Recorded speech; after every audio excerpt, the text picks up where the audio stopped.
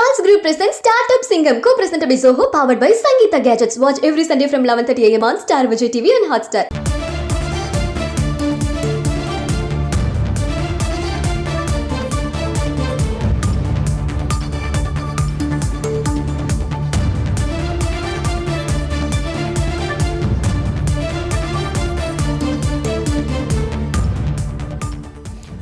தமிழக ஆளுநர் ஆர்.என். ரவியை திரும்ப பெற மத்திய அரசுக்கு உத்தரவிட முடியாது என உச்சநீதிமன்றம் தெரிவித்திருக்கிறது.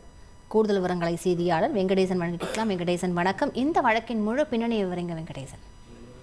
வணக்கம். தமிழகத்தைச் சேர்ந்த வழக்கறிஞர் சி.ஆர். ஜெயசிங்கன் தாக்கல் செய்த பொதுநல மனுவில் குறிப்பாக கடந்த அண்மையில் நடந்த அந்த 6ஆம் தேதி சட்டப்பேரவை முதல் கூட்டத்தொடரில் அவர் தேசிய கீதம் முதலில் பாடல்கள் என தெரிவித்து உரையை வாசிக்காமல் அவையிலிருந்து 3 நிமிடங்களில் வெளியேறியது அரசியலமைப்பு சட்ட விதிகளை ஆளுநர் மீறியுள்ளார் என்றும், கடந்த ஆண்டும் இதே போன்ற உரையில் திராவிட மாடல் அரசு உள்ளிட்ட சொற்களை குறிப்பிடாமல் அவையிலிருந்து வெளியேறியதையும் குறிப்பிட்டிருந்தார்.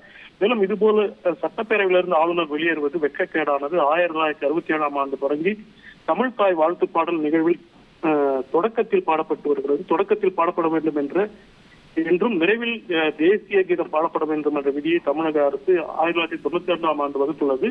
இதில் முந்தைய ஆளுநர் யாரும் முரண்படவில்லை. ஆனால் கவர்னர் ஆர்.என். ரவி தொடர்ந்து இந்த விவகாரத்தை சர்ச்சைக்குள்ளாக்கியுள்ளார் என தெரிவித்து அமைச்சரவையின் முடிவை ஆலோசனையின்படி நடக்க வேண்டும் என உச்சநீதிமன்றம் ஏற்கனவே பல்வேறு வழக்குகளில் தெரிவித்துள்ளது என்றையும் சுட்டிக்காட்டி அவரது பதவியை குறிப்பாக அவர் ஆர்.என். ரவி உடனடியாக திரும்ப பெற மத்திய அரசுக்கு உத்தரவிட வேண்டும் என கோருகிறார்.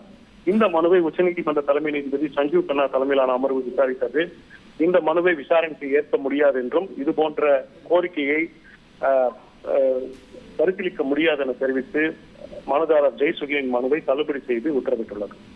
விவரங்களுக்கு நன்றி Venkatesan. Charles Group presents Startup Singham, co-presented by Zoho, powered by Sangeeta Gadgets. Watch every Sunday from 11:30 a.m. on Star Vijay TV and Hotstar.